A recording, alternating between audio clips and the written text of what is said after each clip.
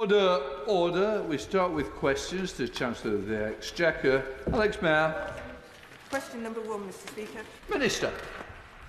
Thank you, Mr. Speaker. The Government is committed to supporting people to save and invest, and we want to build a better investment culture. Currently, 85% of people with savings income do not pay tax on it, and as we announced at the budget, from next month we will expand the Help to Save scheme to all universal credit claimants in work. Thanks, Mayor. Thank you, Mr. Speaker. The nation's favourite way to save is through premium bonds. Does the Minister think that they are good for the country, a valuable way of encouraging saving, and for everyone who has them, quite exciting every month? Mr. Speaker, I think they do provide excitement, not least in my parents' household. I think they're very popular with them. They're already well promoted and very popular, and we've seen annual investments in premium bonds increase by over 50% since March 2019, and the funds raised through them go towards supporting vital public services. John Glen. Thank you, Mr. Speaker. Can I warmly welcome the Government's commitment to extend the Help to Save scheme. This scheme's been running for 7 years. Martin Lewis describes it as a very clever scheme and one that will work for many people. Can I urge the Minister to look at what needs to be done to raise awareness of it? Because the actual uptake is very low, given that the Government are going to give £1,200 and have been giving £1,200 over 4 years. It is critical that the right investment in promoting this happens, because it's such a brilliant scheme. Well, I couldn't agree with one of my predecessors more. I think he's absolutely correct. It's a great scheme, and now that we are expanding it, we'll take that opportunity to promote it better. Dame Meg Hillier, Chair of the Select Committee. Thank you, Mr. Speaker. Mr. Speaker, we all know how important it is to encourage savings, because so many people are a paycheck away from poverty. But there's been a lot of discussion about lazy capital in cash-only ISAs, for example, and other savings accounts. And I know there's a drive by government to see greater investment. Would the Minister like to expand on the government's thoughts on this, and particularly if she can make any comments about the security of the cash ISA? Thank you, Mr. Speaker. Cash savings provide a vital source of income, of savings for a rainy day. We recognise that. But equally, we want to build a better investment culture in our society, so that it's not just the 8% of people who can afford financial advice who can have the opportunity of better rewards by investing in British companies and others in our economy. Peter Bedford. Thank you, Mr. Speaker. On that point, it's been widely reported that the Chancellor is planning to slash the amount that savers can save in ISAs from £20,000 to £4,000 per year. Will the Chancellor rule out this punitive measure that will see savings drop and push even more people into income tax? We are committed to promoting savings and investment, as I said in an earlier answer, and one of the measures that we are looking at is the FCA's review of the advice guidance boundary, because I said in a previous answer, I don't want it just to be the 8% of people who can afford financial advice to reap the rewards of investing in our economy. All taxes under review. Thank you very much, Mr. Speaker. The City of London has been a leader of innovation in the world of finance and savings for a few hundred years now, and it's been successful because it has always seized opportunities and innovation when presented. And in that spirit, we are pleased that the Chancellor, in her Mansion House speak, embraced the concept of securities tokenisation. But we now find that the catalyst of this innovation in the UK, a pilot for the digital gilt instrument known as Digit, has found itself in a 2-year black hole. Innovation is not something that can hang around for 2 years, so can the Minister give assurances that she will do everything she can to deliver Digit as soon as possible?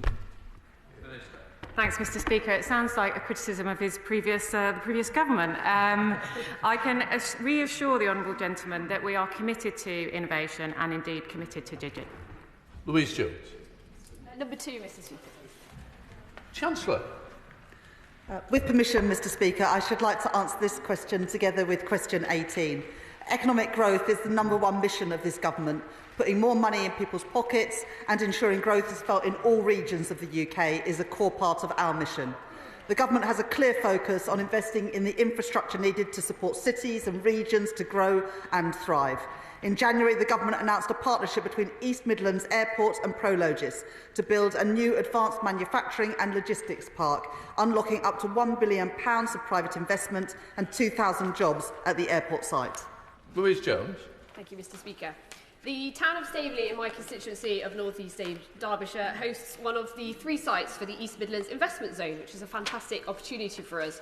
However, the Chesterfield-Staveley regeneration route is vital to making the most of this site and is something long campaigned for by my colleague, the Honourable Friend MP for Chesterfield. And it is a huge priority for my constituents.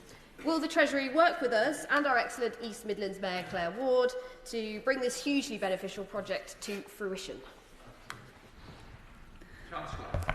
I thank my honourable friend for that question and the work that she does alongside with the honourable member, my honourable friend for Chesterfield, to campaign for things that will boost local growth in the area of North East Derbyshire and also in Chesterfield. Regarding the Chesterfield-Staveley regeneration route, the scheme is being considered by the Department for Transport, and I will suggest to the Minister for Roads that he meets with the relevant members as well as the Mayor for the East Midlands, Claire Ward. Jane Craft. Thank you, Mr. Speaker. The Government's decision to increase defence spending is not only an ironclad commitment to national security in the face of generational challenges, but also an investment in British industry, able to unlock new jobs and opportunities across the country. Industry in the east of England has a significant defence sector, receiving £1.5 billion of government investment last year. So can the Chancellor clarify how the additional defence funding has the potential to benefit my constituents in Thurrock as well as the wider region? Chancellor. I thank my honourable friend for that question, and she is absolutely right that defence has a very important role to play in the growth mission as well as keeping our country safe and secure. On Friday, the Defence Secretary and myself hosted a roundtable at RAF Waddington in Lincoln to announce a new Defence Innovation Hub to harness this potential. And Defence has a strong presence in so many of our constituencies. Indeed, in the east of England, the MOD spending accounted for £1.5 billion, according to the most recent data. And down the road from my honourable friend's constituency in Thurrock is, of course, the historic MOD Shoebury Ness range. MOD and Kinetic operate this site and others as part of a long-term partnership worth over £5 billion. And in the years to come, there will be more investment in defence from both the public and the private sector. Thomas. Thank you, Mr. Speaker. In the Government's ever-elusive pursuit of economic growth, it has rebranded the UK Infrastructure Bank as the National Wealth Fund. Even the OBR has cast doubt on the effectiveness of this as a driver for economic growth. Can the Chancellor tell the House how much this rebrand has cost? The National Wealth Fund is doing important work ensuring that we can leverage in private sector investment. The most recent investments include in mining in Cornwall, in energy charging points in our road infrastructure, and just at the end of last week I announced that the National Wealth Fund will now play a more important role in funding and supporting investments in our defence sector, which is going to be even more important in the years ahead. Lee Anderson. I recently visited a business in Kirkby in Ashfield in the East Midlands. Funnily enough, I didn't see the Honourable Member for Strangford at the time, but this business told me that the increase in national insurance contributions is going to cost them £240,000 a year, which will stop them recruiting people and giving their employees a pay rise next year. So does the Chancellor agree with me? It's time to reverse this ridiculous decision and help drive growth in the East Midlands. Hear, hear. Thank you very much, Mr. Speaker. In the budget in October, I had to fill the £22 billion black hole left by the previous government. But there are huge opportunities to grow the economy in the East Midlands. We've recently agreed the £9 billion Unity deal with Rolls-Royce to support the Royal Navy submarine fleet. This is a major boost for economic growth in the East Midlands, creating and maintaining 5,000 long-term jobs. Good for our country's security, good for the people of the East Midlands. Monica Harding. Question 3, please, Mr. Speaker. With your permission, Mr. Speaker, I would like to answer this question together with question number 20. The Government has taken difficult decisions to repair the public finances, to fund public services and to restore economic stability. The OBR expects the employer national insurance contribution changes will reduce the level of potential output by 0.1% at the forecast horizon. The OBR forecasts growth to pick up next year and living standards to grow faster during this Parliament than the previous one. In the long term, the OBR expects the autumn budget policies, if sustained, to permanently increase the size of the economy. Monica Harding. Mr Speaker, my constituent Alison runs Stepping Stones Nursery, which has been operating in my constituency of East Midlands for 30 years, offering wraparound care for busy families. The increase to employers' national insurance alone will cost them £16,000 per year, and they're still struggling with an increase in utility costs. And this is in the context of nurseries in the area struggling and closing. And Headmasters, a hairdresser in Walton, is struggling with £15,000 of extra cost, primarily due to this tax rise. So can the Minister explain to businesses in East Walton how this government's national insurance policy will deliver growth or higher living standards, because it seems to be doing neither?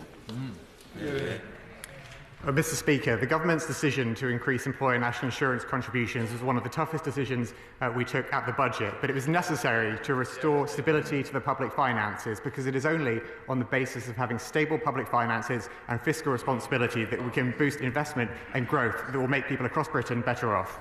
Mira Wilson. Very much, Mr Speaker. As the poor growth figures show, the Chancellor's jobs tax is really hurting businesses, not least our hospitality sector.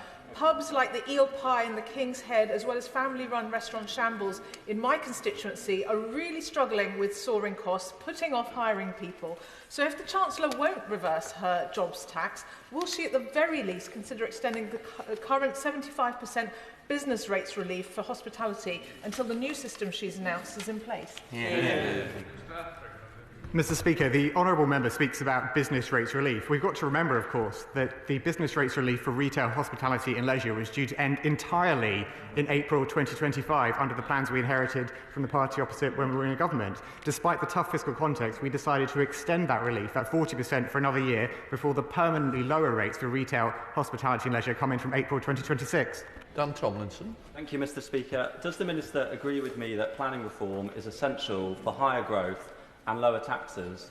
And I'd like to ask, is he, like me, concerned that the anti-growth opposition we see before us in this House will vote against the forthcoming planning and infrastructure bill, possibly the most significant piece of pro-growth legislation this Parliament will see in decades? I thank my honourable friend for his question, and he's absolutely right about the centrality of the planning reform to getting the economy growing. Indeed, one of the first actions the Chancellor announced upon taking office was to scrap the ban on onshore wind turbines in the planning system, which have been holding back our clean energy transition. I hope that some of the members of the opposition might take the opportunity during today's questions to confirm they will support our reforms to the planning system, because they are indeed vital to growth in this country. Leicestershire. Thank you, Mr Speaker.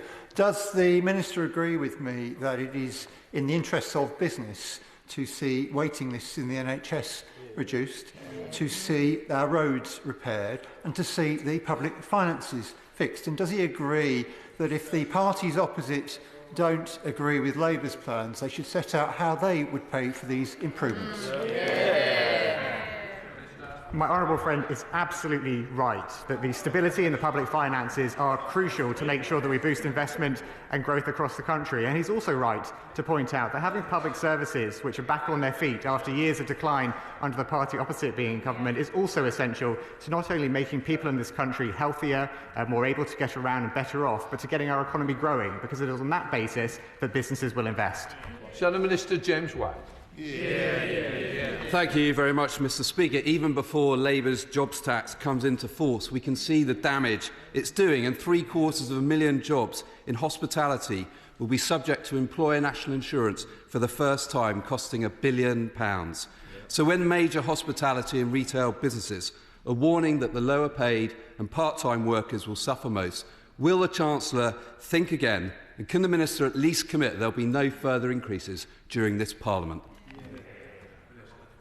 Mr Speaker, the businesses the honourable gentleman referred to, like businesses in all sectors of the economy, benefit from the stability which this government has brought to the economy. And if he wants to talk about unemployment, if he wants to talk about the rate of jobs, we recognise that the changes to employer national insurance contributions were a tough decision that will have consequences. But the unemployment rate will fall to 4.1% next year and remain low until 2029. And when taken together, the budget measures mean that the employment level in this country will increase from 33.1 million in 2024 to 34.3 million in 2029. Liberal Democrat spokesperson Daisy Cooper. Thank you, Mr Speaker. Health and wealth are two sides of the same coin, and we will not get economic growth without a healthy population.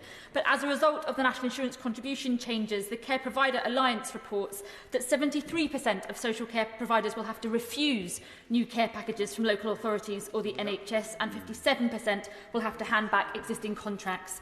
Mr Speaker, what assurances can the Government provide to the huge number of people who are very scared that they will have to go without care and see their lives deteriorate? Good question.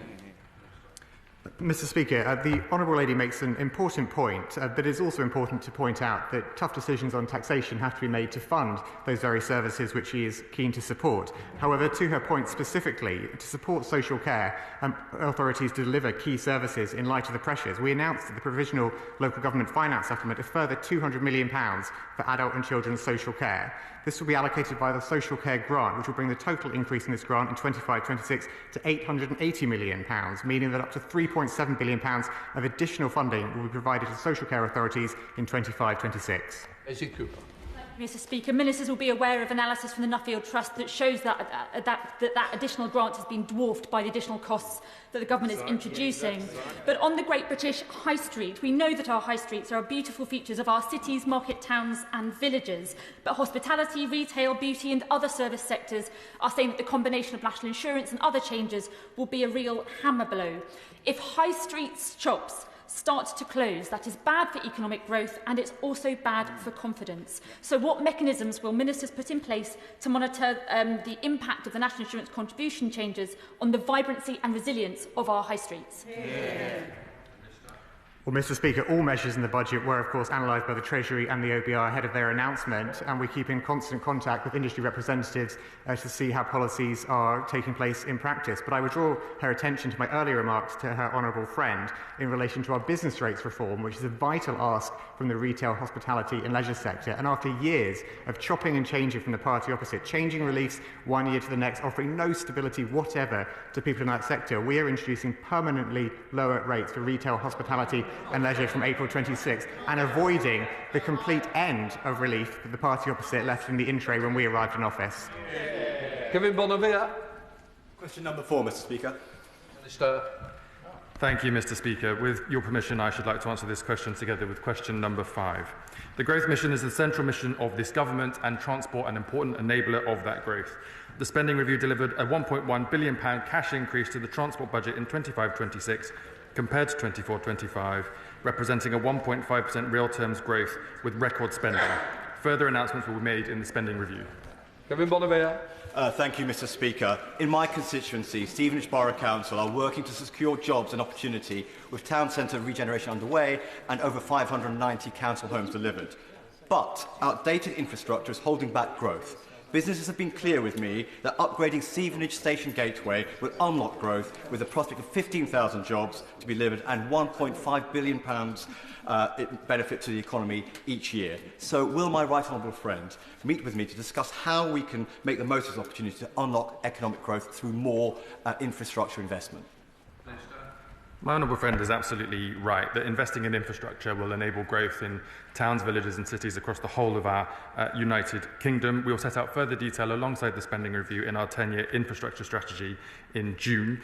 And no doubt Stevenage, being sited between London and the Oxford-Cambridge corridor, will be benefiting enormously from announcements already made. But decisions on specific schemes will be taken by DfT following the spending review. Robertson. Thank you, Mr Speaker. The Midlands Rail Hub is a project which would represent major investment in rail infrastructure across the West Midlands and would crucially mean more frequent trains on the cross-city line which serves Lichfield. Before the pandemic, this was the busiest commuter line in the country outside of London. What assurances can the ministers give to me and my constituents that more trains on this line are going to be coming and coming soon? I thank my honourable friend, who's a strong champion for his constituency and for raising this project with us here in the House today. Rail projects such as the case he's made in his constituency will be an important part of our consideration in the months ahead as part of the spending review, and I'll arrange for him to meet with the appropriate Transport Minister as we make those considerations. Graham Stewart. Thank you, Mr Speaker. The great university cities of York and Hull are unusual in that they do not have a direct rail line between them.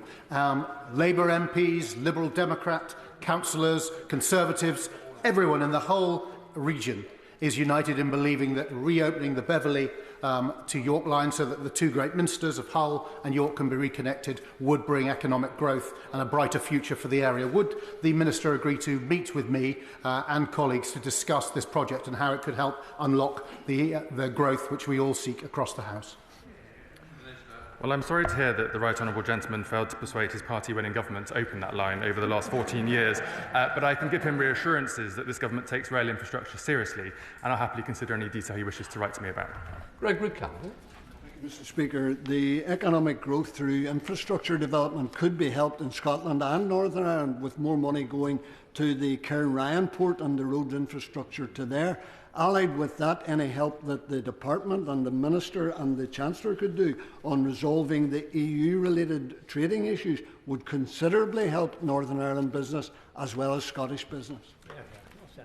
The honourable member will know that the government has entered negotiations with our counterparts in the European Commission to improve trade between the UK and the European Union. I had a great meeting last week in Cardiff with finance ministers from the Northern Ireland Executive as well as from Scotland and Wales to discuss these issues and noted that we have given a record-breaking increase in funding to the devolved government so that they can get on with projects such like this, working in partnership with us where we have responsibility still. Stringer. Sorry, Mr Speaker. Number 6. Thank you, Mr Speaker. With your permission, I should like to answer this together with question number 16. At Autumn Budget 2024, we set out the first major steps in our approach to regional growth through devolution, investment and reform, and the January Growth Speech regional investment package built on this. We have made clear the government's focus on attracting inward investment across the country and to investing in infrastructure needed to support cities and regions to grow. We have made it clear that the importance of investing in major city regions across the UK will play an important part in this endeavour. For example, if we improve the productivity gap in Manchester, Birmingham and Leeds, we estimate we could deliver an extra £33 billion in economic output. Reeves. Thank you, Mr Speaker. I was nearly as shocked as when you just called me then, listening to the Chancellor of the Exchequer on Radio 4 talking about economic growth, when she said there hadn't been a new runway built in this country since 1945. Manchester Airport would be very surprised to hear that, because the new runway there has been operating for nearly 25 years. I was shocked by that, but not really surprised, because I think many of the officials in the Treasury who advise her show a startling ignorance of the English regions. And that leads to certain prejudice in the formula they use for calculating whether a scheme should go ahead. Can the Treasury Minister and the rest of the Treasury team provide coaches to send Treasury officials round the English regions to talk to people who know about growth there? And secondly, will he look at the formulas that are biased against the regions that decide where economic growth happens? I thank my honourable friend for his questions. I will do my best to answer them. I can confirm that Treasury officials routinely engage with local and regional officials across the country, including frequently in Manchester with Mayor Burnham and his team. I would point him gently to some of the announcements made by the Chancellor, including support for the Old Trafford development in Manchester, and of course congratulate the operators of Manchester Airport for running a successful business, which we will continue to support in the normal way. Michelle Scroggan. Thank you, Mr Speaker. At the autumn budget, the government announced a range of support measures for small businesses, including vital support for retail, hospitality and leisure sectors. Will you confirm the measures being taken to support the independent and important craft brewing and distillery sector in Cumbria? I thank my honourable friend for her question. As the House has already heard today from my colleague, we have made permanent decisions to give businesses in the retail, hospitality and leisure sectors security around knowing that their discounts will apply to business rates relief for the long term, not just on a one-year rolling temporary basis, as has been the case for years under the last government. And I understand from my honourable friend that the likes of Shed One Gin, Wolftown and Kin Vodka in Cumbria will benefit enormously from this government's policy, and I look forward to visiting with her those establishments in due course. Max Wilkinson. Thank you, Mr. Speaker. The Golden Valley development in Cheltenham will bring significant growth to the west. It will also back our national security by supporting GCHQ. Now the Chancellor has approved 0.1% of extra defence spending to go for intelligence and cyber. Will the Chancellor work with colleagues in the MOD, DCIT and the Cabinet Office to agree more funding for this nationally significant development? And if the defence point isn't good enough, it's also going to unlock a lot of nice new houses as well. I thank the honourable member for his question. I was on a visit to Newport last week with Airbus, looking at some of the advanced technologies we have in this space, and they told me about the important connections between Newport and his region with GCHQ and the industrial impact that has on the supply chain in the UK. The increased spending announced by the Prime Minister in defence will have a significant positive impact for businesses such as those and for his region, and we'll look forward to setting out further details of that spending in the spending review. Adam Morgan. Very much, Mr. Speaker. The Marches region, of which North Shropshire is a significant part, is held back by the road between Llanymynech and Oswestry in my constituency, which is very dangerous, the A483. It holds back local growth because there are frequent crashes and hold-ups on it, and obviously it's a danger to life for people who live in the area. Can the Minister work with his colleagues in the Department for Transport to ensure that we get vital improvements on that road if we can't have a bypass? I thank the honourable member for her question. I can commit to working with DFT colleagues on projects such as this and others around the country as we make decisions in the upcoming spending review. I will just make an observation that it's not just about the decisions around spending. It's been a problem in the past where decisions have been made and then U-turned and made and then U-turned. It's difficult for the supply chain, difficult for investors and local communities. And in our multi-year capital budgets and our 10-year infrastructure strategy coming in the months ahead, we will give stability to the UK economy so that we can get on and deliver projects such as the one she mentioned. Shadow Minister Gareth Davis. Thank you, Mr. Speaker. The Chancellor has lauded the new National Wealth Fund as being a key part of their regional growth ambitions. The trouble is, it isn't actually new. It's just the UK Infrastructure Bank with a new colour scheme and £7 billion it didn't need. The Prime Minister announced at a recent Labour Party political conference that he will allocate £200 million for Grangemouth from the National Wealth Fund. But it's supposed to be operationally independent. So can he confirm that that is still the case? Was the full independent investment process followed? And can he confirm that the unexpected resignation of the National Wealth Fund CEO just days before that announcement is not connected? I find it odd, Mr. Speaker, that members on the benches opposite don't welcome an additional £7 billion of investment into our economy. It's rather a testament to their poor performance on investment over many, many years in a government. To answer the specific questions, I can confirm that each of the business cases in relation to Grangemouth will have to go through the normal process for sign-off, and that John Flint leaving the National Wealth Fund is not in any way connected to decisions taken by this government, and we look forward to making an appointment for his successor in due course. Mary Glendon. Mr. Speaker. Take care. Thank you, Mr. Speaker. This is an important question when, shockingly, household incomes in the North East hardly grew over the long 14 years of the last Conservative government. We need to raise public and private investment, which is why we're working with the North East Combined Authority on their local growth plan. And the Office for Investment is working particularly closely with the North East, alongside Liverpool, on developing local growth opportunities. Mary Glendon. Thank you, Mr. Speaker. With the town's access to the world's biggest offshore wind farm, a cluster of advanced manufacturing firms and an expanding energy skills academy, more of Newcastle upon Tyne East and Wallsend potential is yet to be tapped into. What discussions is the Minister having with the Energy Secretary to ensure that the investment is there and green supply chains are anchored in places like Tyneside? Thank you, Mr. Speaker. I spent far too much of my life talking to the now Energy Secretary, but the honourable member is completely right to highlight the potential of green energy supply chains in her constituency and across the North East.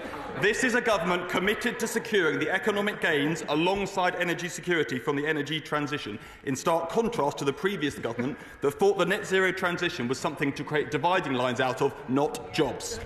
Cat Smith. Question number 8, Mr. Speaker. Moving on. Thank you, Mr. Speaker. At budget, the government announced major steps towards delivering a once-in-a-generation increase in social housing. This included a £500 million boost to the Affordable Homes programme, increasing annual spend to £3.1 billion, which is the biggest annual budget for affordable housing in over a decade. Earlier this month, the government also announced an additional £350 million to fund affordable homes. Mr. Speaker, this is the difference a Labour government can make to people waiting desperately on the waiting list for secure housing across the country.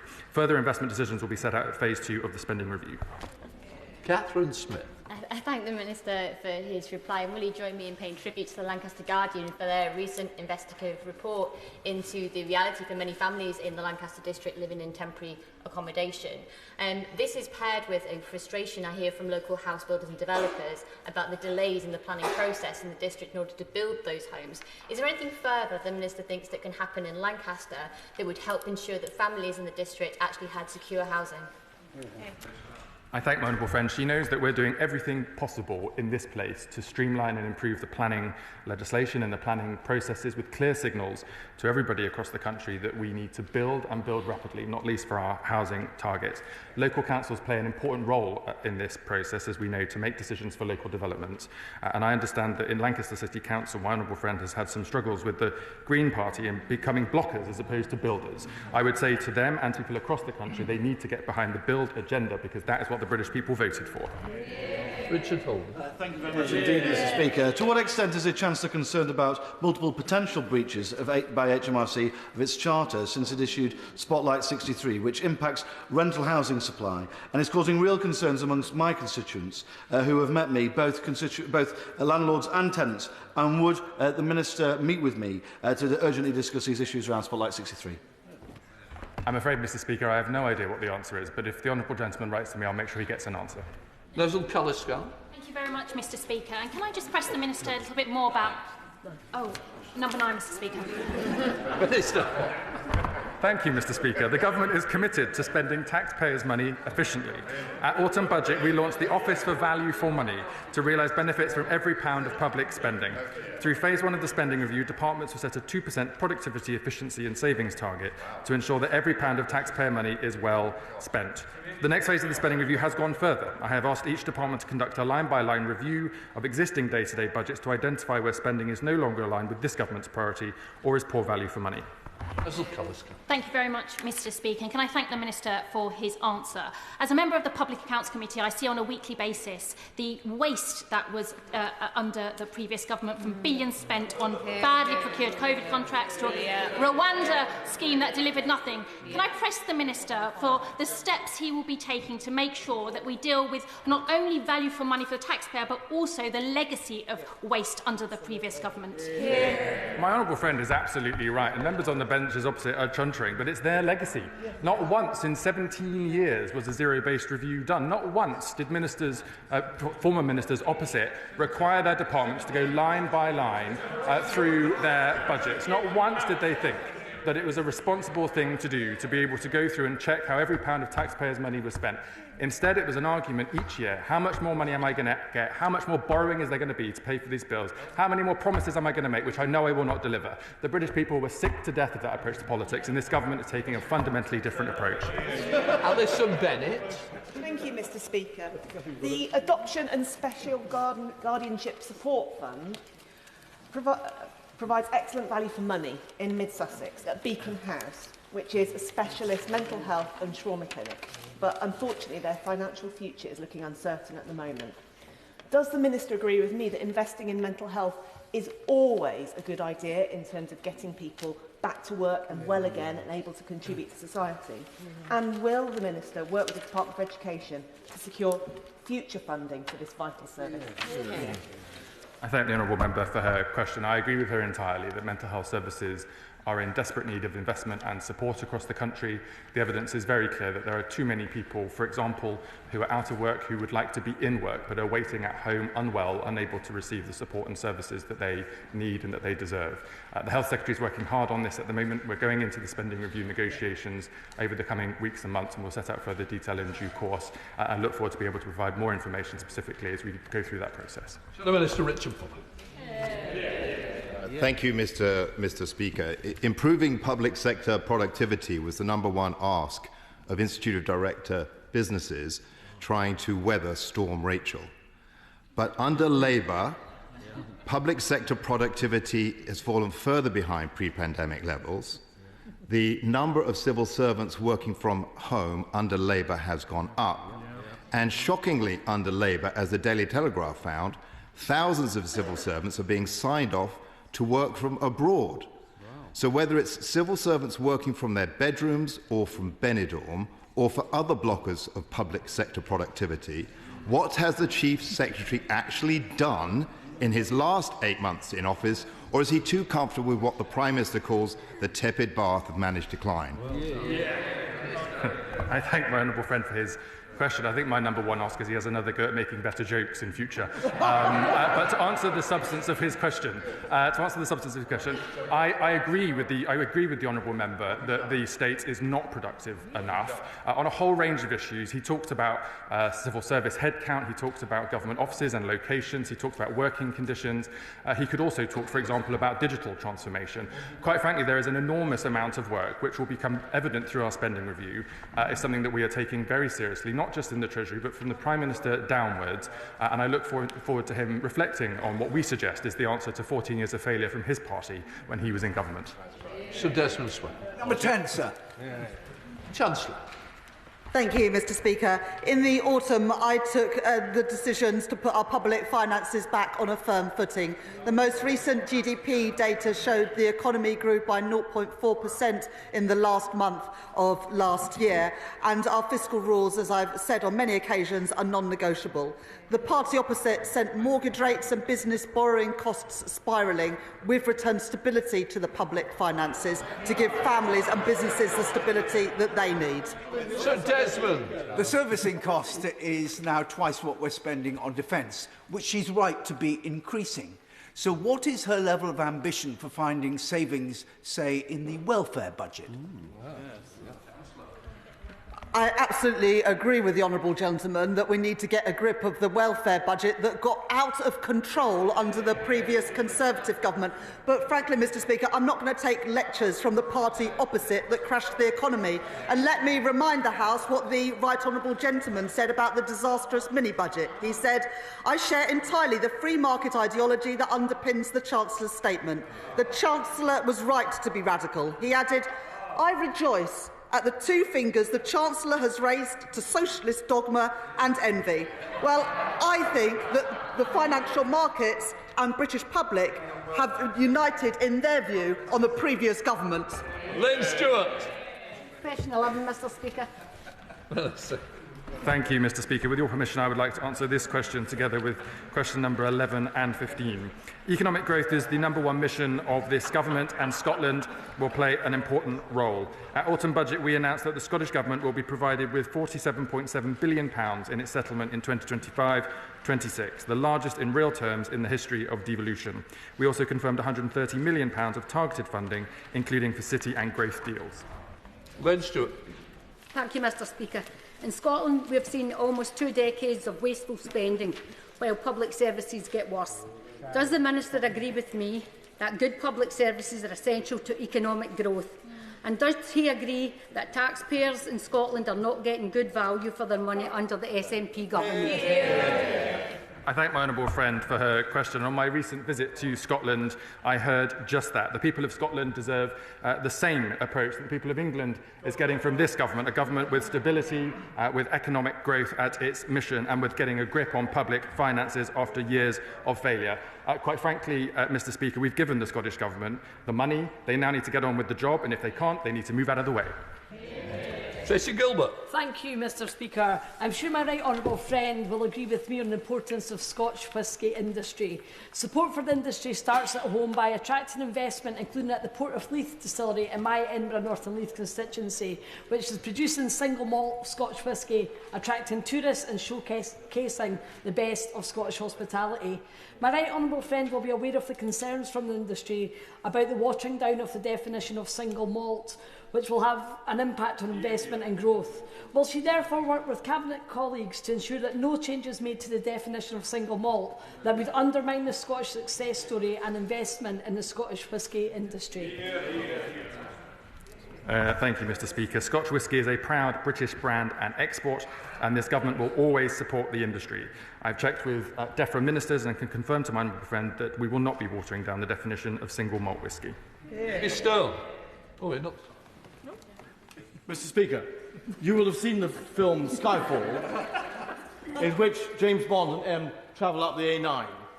But the A9 is a killer road, and we've had a litany of broken promises from the SNP government that is hardly conducive to economic growth in Scotland.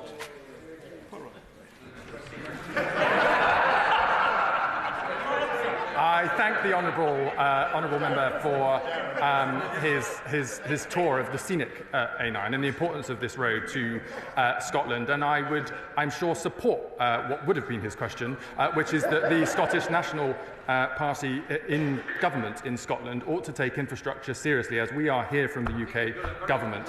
And thank you, Mr. Speaker. Thank you, Mr. Speaker. We can listen to the braying from Labour MPs in Scotland, or we can look at the facts, and the facts are that the Scottish economy grew 12% more than the UK economy did in 2024. That's because of the SNP Scottish Government forensic focus on making Scotland the most attractive place in the UK for FDI year after year, for having a progressive taxation system, for rewarding our public sector workers properly, and for investing in our communities. What difference does he think that business agricultural property relief and business property relief will have on the Scottish economy? Positive or negative? I thank the honourable member for his question. Of course, when we make changes to taxes, even when that is difficult, it results in additional funding for him and his colleagues to spend. And I'm sure he's grateful that we've given a record-breaking increase into investment into the Scottish Government. And he may not be grateful for nothing and may be agitating in his place, but I suggest he goes back to the people of Scotland and explains his record in government. Julia Lopez. Question number 12, please, Mr. Speaker. Minister.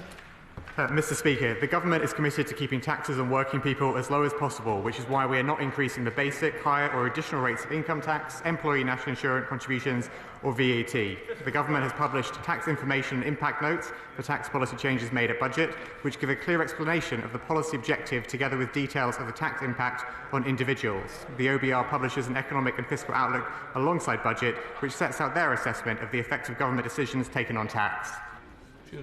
Thank you, Mr. Speaker. Now, borrowing costs are soaring, the economy is weakening, and we need to spend much more on defence. Now, in these circumstances, can people be absolutely confident that to meet her fiscal rules, the Chancellor will not be raising income tax in the course of this Parliament? Mr. Speaker, the OBR's spring forecast will take place on March the 26th and will be accompanied by a statement to Parliament from the Chancellor. Ahead of the statement responding to the forecast, the Government will not give a running commentary on economic developments, but I reassure her that the Chancellor's commitment, and indeed the whole Government's commitment to our fiscal rules, is non-negotiable. Thank you very much, Mr. Speaker. Of course, it shouldn't be working people that pay more tax, because wealth inequality is growing in the UK, and improving living standards is what ultimately this Government will be judged on. So, does the Chancellor see the merit in introducing an annual wealth tax of 2% on people with over £10 million worth of assets, which would go an awful long way in raising £26 billion per annum to equalise society? Well, Mr. Speaker, I hope my honourable friend will welcome the £200 million investment in Grangemouth facility, which we've spoken about during this debate already today. And I hope he will also support the decisions the Government has taken to restore fiscal responsibility to public finances within the tough fiscal rules that the Chancellor set out at budget. John Cooper. Question number 13, Mr. Speaker. Chancellor. Thank you very much, Mr. Speaker. Economic stability and growth are vital to help businesses across the UK to grow. The Lloyds Business Barometer, published last week, showed business confidence up 12 points, building on recent surveys by EY and PwC that show that business and investor confidence is rising. This Government is partnering with business to unlock investment and to drive growth. John Cooper. Mr. Speaker, with her unimpeachable record in the sector, the Chancellor will know that economics is known as the dismal science. And as a member of the Business and Trade Committee, I've spoken directly with businesses one-to-one, and rather than second-hand statistics, the mood is indeed dismal. After her dud budget, can she think again, go back on this desperate jobs tax? The Chancellor is in danger of becoming tough on growth and tough on the causes of growth. Well, honourable members on the benches opposite welcome the additional money for the NHS, but they never welcome the means to pay for it, which is why we are in the mess that we are in with the £22 billion black hole that we inherited from the previous government. But he says that these are backward-looking surveys. The EY survey of UK CEOs found 82% felt optimistic. The PwC's latest global CEO survey ranked the UK as the second most attractive global destination for international investment. And the Lloyds survey last week showed a boost in business confidence. Those are the facts. People are choosing Britain as a place to invest and to locate their business. On this side of the House, we welcome that. We now come to topicals. Josh Newbury. Number 1, please, Mr Speaker. Is it? Normally. Mr Speaker, it's clear that the world is changing, which is why we must bring about a new era of security and renewal to keep our country safe. Last week, I convened European finance ministers at the G20 to discuss our shared challenges. I set out that national security will always be the first responsibility of this government, as well as national security being the bedrock for economic prosperity. I was also proud to welcome President Zelensky to Downing Street alongside the Prime Minister at the weekend, where we signed a loan agreement that will deliver £2.26 billion in funding to Ukraine above our other commitments to bolster their military capacity, repaid by the profits from frozen Russian sovereign assets. We will use the additional investment into defence to create more good jobs, paying decent wages in all parts of the UK. And that is why we are giving the National Wealth Fund a new strategic steer to invest in technologies that better support our security and defence. Britain is a strong country with strong defences, and I know that we can weather this changing world. Thank you, Mr Speaker. As a father of a 5-year-old, I know firsthand how important indoor play facilities are. Providers in Cannock Chase, like the Beach Hut in Norton Keynes and the Kids Rural Play Cafe in Cannock, have written to me asking for consideration for a sector-specific VAT reduction and the opportunity to shape the reform of business rates. Would a Treasury Minister be willing to meet with me, local providers and the Association of Indoor Play to discuss the sector's priorities? Chancellor. I thank my honourable friend for that question. In terms of VAT, the government has no plans to consider zero rating for indoor play facilities, but all tax breaks must be value for money, and evidence suggests that these savings are only partially passed on. I would, however, welcome my honourable friend engaging with us as we look to inform our Transforming Business Rates paper ahead of the budget later this year. Shadow Chancellor of the Exchequer, Mel Stride. How many jobs will the Right Honourable Lady destroy as a result of her jobs tax? No Shakespeare, Mel. I thank the Right Honourable Gentleman for that question. I know that he would have looked at the OBR forecast from the budget last year. They forecast that employment will rise in this Parliament, unemployment will fall and real household disposable income will increase. That's a far cry from the last Parliament, which was the worst Parliament on record for living standards. Mr Speaker, the Right Honourable Lady didn't reference the fact that the OBR also said that there would be 50,000 fewer jobs as a result of the next increase, and indeed Bloomberg put that figure at 130,000 jobs. It does not need to be this way, Mr Speaker. On the 26th of March, the Right Honourable Lady should come to this House with a spring statement. She should come with a clear plan around welfare savings, which we had when we were in government. And would she now confirm that she is prepared to do that with our support and put an end to this pernicious tax increase? What the Right Honourable Gentleman and his party had was 14 years to reform the welfare system. They failed to do so. This government will. We are turning the British economy round after the disaster left to us by the previous government. 3 cuts in interest rates since the general election. Real wages rising at their fastest rate for 3 years. Fuel duty frozen, the pay slips of working people protected, and millions getting a pay rise through an increase in the national living wage. That is the change that this government is delivering. That is the change that they're blocking. Thank you, Mr Speaker. During his recent visit to Burton, His Majesty the King sampled one of Tower Brewery's excellent beers, putting our rich brewing heritage in the spotlight. even though His Majesty and I like a tipple, low and no alcohol sales are up 610% since 2013, with a clear opportunity to support this growing sector while promoting public health. Can the Chancellor give consideration to raising the alcohol-free threshold to 0.5 ABV, in line with international markets, to improve consumer choice and growth? Answer, please. Thank you, Mr. Speaker. He is a fantastic campaigner for the breweries in his constituency, and we want the drink sector to go from strength to strength. We are reviewing the responses to the consultation on the threshold that he mentioned. Thank you, Mr. Speaker. Oxfordshire has no nighttime cover for palliative care, meaning patients must dial 111 and wait hours for urgent pain relief to arrive. Will the Minister commit to increasing funding to the Department for Health and Social Care so ICBs, including the Buckinghamshire, Oxfordshire and Berkshire West ICB, can deliver palliative care round the clock? This government, as the honourable member will know, has already given £26 billion of additional funding to the National Health Service and additional funding to MHCLG for social care. We know we've got more to do. The government's working hard on that and will set out further details in due course. Whereas, Mr. Speaker, under this Labour government, Cornish tin mining is back. Following the recent Wealth Fund investment in South Crofty Tin Mine at the centre of my Campbell, Redruth and Hale constituency, does the Chancellor agree with me that in doubling the National Wealth Fund investment, this is a perfect example of how public funding should be used to unlock private investment in a strategically vital industry? I thank my honourable friend for that question, and unlike the party opposite, we believe that investing alongside private industry is good for jobs and good for economic growth. I visited the National Wealth Fund's offices last month, and I heard first-hand from them about their equity investment in Cornish metals. This will help to finance the reopening of Cornwall's South Crofty tin mine, creating more than 300 local jobs. Order! Look, enough is enough.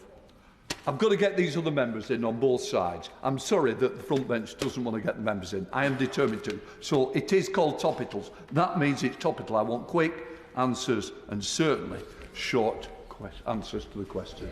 Let's come to the Father House, Sir Edmund Lee. I hope I won't damage the Chancellor if I commend the fiscally conservative way she's increasing defence spending. Given that if every European country matches our 2.5% commitment, we can release over £150 billion worth of defence spending. Does she agree that we can crack this, because war and peace is always won ultimately by the size of the economy? I very much agree with the honourable gentleman. That's why I met with fellow European finance ministers in Cape Town at the G20 last week. All of Europe needs to step up. The British government is doing so. We need to see that from other countries too. David Taylor. Thank you, Mr. Speaker. Acknowledging that ODA will go down to 0.3% of GNI in 2027, can ministers confirm whether ODA will remain at 0.5% for the calendar year of 2026, which will help ensure that UK aid keeps the maximum number of people alive for the longest possible time? Thank you, Mr. Speaker. Impacts on ODA budgets are currently under review by the government. Our commitment is to prioritise legal obligations and minimise disruption, and we'll confirm details in due course. But I'll happily meet with the honourable member and colleagues to discuss this further. Thank you, Mr. Speaker. Expanding UK airport capacity has a very shaky case for economic benefits because business efficiency is not increasing its use of air travel, and the UK sends 3 times as many tourists out by plane as we welcome in. Could the Chancellor urgently publish her evidence for any net benefits to the economy from airport expansion so it can be carefully examined? I think we have to decide, Mr. Speaker, whether we're for growth or against growth. This government is for growth, and we will set out further details about this particular project when the developers come forward with their plans for the government to consider. Michelle Scroggle. Thank you, Mr. Speaker. The previous government's mismanagement has left our flood defences unfit for purpose, and this is having a huge impact on my constituents.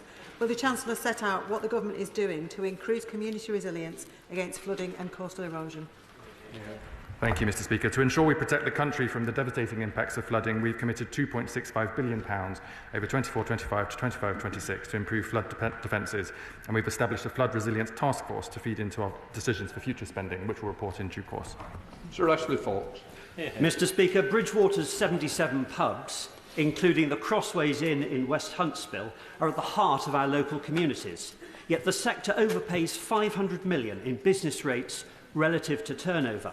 So will the Chancellor commit to the British Beer and Pub Association's call for a 20p cut in the small business multiplier, 15p off the standard multiplier, in order to secure the future of British pubs?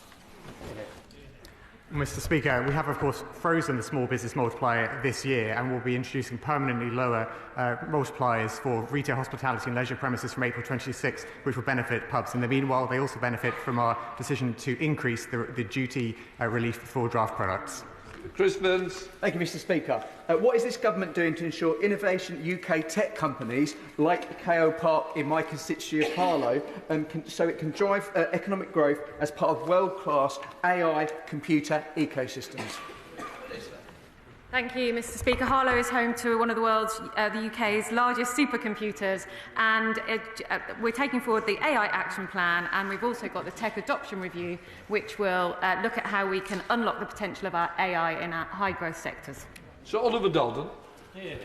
Attracting high net worth individuals to spend more time in the United Kingdom drives jobs, growth and, crucially, tax revenues. But unfortunately, the opposite is happening in the UK right now. So will the Chancellor use the spring statement to look at the statutory residence test and, in particular, the ties rules to see whether we can incentivise people to spend more time in the UK, not the other way round? Mr. Speaker, as part of the reforms announced at the autumn budget, we are modernising the system for people from overseas spending time in the UK with a new residence-based test. We are always looking at ways to encourage people from overseas to spend time in the UK, to invest in the UK and help grow our economy. Rachel Blake. Speaker, I congratulate this government on the greatest level of financial sanctions that were announced last week. Does the Chancellor agree with me that keeping dirty money out of the City of London and from homes and communities across our country is vital for our national security as well as our economic stability? I thank my honourable friend for that question, and it's absolutely right that we did increase and step up the sanctions last week. Also that the loan agreement that we made with Ukraine last week, the loan will be repaid by the profits on the frozen sovereign Russian assets. Russia should pay for the damage that they have done. Thank you, Mr. Speaker. One of my constituents is one of hundreds of people who suffered from the collapse of collateral. While the FCA has apologised to investors for failing to act faster to stop its fraudulent activities, I'm concerned that without internal changes, the FCA will make similar mistakes again. Shouldn't there be an investigation into the FCA's handling of this case? Hear, hear. I thank the Honourable Lady for that question. I'm very happy to meet with her and look at the case that she mentioned because I need to get more detail. Ruth Capri. Thank you, Mr. Speaker. The Transport Committee has looked at the economic growth case for Heathrow expansion, and we heard conflicting evidence on the project's growth impact on regions away from London and the South East, and also on other carbon-using sectors. So will the Chancellor ask Heathrow Airport to release the full text of the Frontier Economics report on which she made her decision to expand Heathrow? We believe, Mr. Speaker, that Heathrow as an important hub airport will have benefits for regions across the country, which Chambers of Commerce have said to us. Of course, I understand the Transport Select Committee is looking at this issue and will consider their report when they publish it in due course. Luke Taylor. Thank you, Mr. Speaker. St Ralph's Hospice in my constituency faces a £140,000 increase in staff costs due to the government's national insurance hike. This means the hospice will have to further cut staff services that take the pressure off the NHS. Will the Chancellor think again and provide an exemption for healthcare providers from the national insurance cost rise? Mr. Speaker, the Chancellor set out a budget and I've set out during the finance bill and related legislation exactly how we will implement the changes announced at budget. In terms of employer national insurance contributions, there are defined ways in which public sector organisations are reimbursed. They don't apply to hospices as they are largely charities or not part of the public sector directly. However, I would point him to the £100 million of extra investment which we've announced going into improving hospices. Dr. Allison-Gunn. Will the Minister agree with me that investment in the 5500 Midlands Growth Corridor will provide an excellent opportunity to deliver this Labour government's mission for growth and opportunity for all? I joined my honourable friend in celebrating investment into her region. Our growth mission is one where each part of the country will benefit, and we look forward to doing further work with her. Jim Allister. Again protesting in Westminster today. Why is the Chancellor of the Exchequer running away from meeting the farming unions from across this nation? Why do those who feed our nation not deserve some of the Chancellor's time? Mr. Speaker, just 2 weeks ago, I spent a fair amount of time meeting with representatives from the NFU and other representative organisations from different nations within the UK. I listened to their concerns. I listened to what they had to say. We have to be honest that we disagree. They do not agree with the government's policy, and I need to be direct about that because we have to take a number of difficult decisions at the budget, but I do not apologise for the importance of balancing the public finances and sticking to our fiscal rules. Martin. Thank you, Mr. Speaker. Next month sees a rise and an extension to the minimum wage. In Ports of North, there are 9,600 minimum wage workers, higher than the national average, leaving many in-work poverty and many with desperate need of a boost of living standards. What steps is the government taking to help improve living standards for these low-paid workers? Thank you, Mr. Speaker. Honourable Member is absolutely right that a higher minimum wage is an important way that we make low-earning workers' lives better, as is the extension we announced to sick pay yesterday, which I hope will be welcomed on all sides of this House. Harriet Baldwin. Thank you, Mr. Speaker. The art of taxation is extracting the largest amount of money with the lowest amount of squeaking from the goose, and yet the Chancellor will have heard the honking of the tractors on Whitehall today to raise an amount of money which will only pay for less than 1 day of NHS spending. So will she commit today to reversing the family farm tax? Mr. Speaker, as we've debated several times in this chamber and indeed in Westminster Hall, the changes we've made to agricultural property relief and business property relief retain a generous relief for people who are accessing that benefit within the taxation system.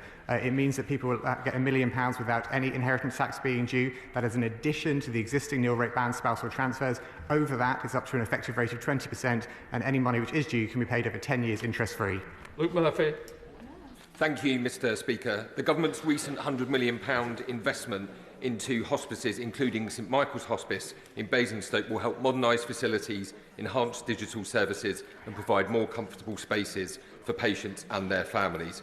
Given their vital role that hospices play within all of our communities, will the Treasury continue to work with the Department of Health to ensure the sector's long-term financial stability?